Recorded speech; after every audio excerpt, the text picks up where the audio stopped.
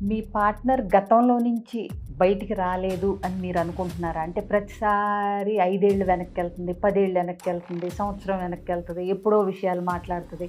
ఇలా మీ ఆవిడ గురించి మీరు అనుకుంటున్నారా?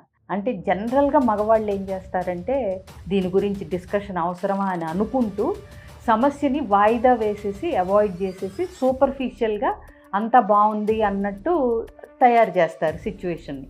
కానీ ఆడవాళ్ళు ఎమోషనల్‌గా థింక్ చేస్తారు కాబట్టి వాళ్ళేంటంటే ఇంకా అది రిజాల్వ్ అవ్వకుండా వాళ్ళకి గుర్తుండిపోతుంది. సో, ప్రెజెంట్‌లో ఏదన్నా సిట్యుయేషన్ జరిగినప్పుడు దానికి రిలేటెడ్‌వి పాస్ట్‌లో కూడా ఉంటే వాళ్ళు మళ్ళీ గతంలోకెళ్ళి అన్నేళ్ళయ్యి ఎన్నేళ్ళైనా సరే మళ్ళీ తెస్తూ ఉంటారు.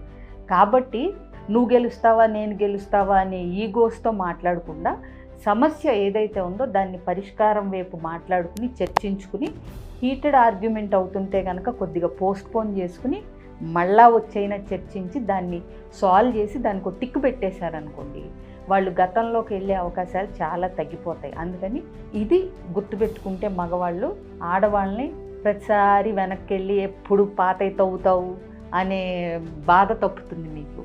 So, please take care of that.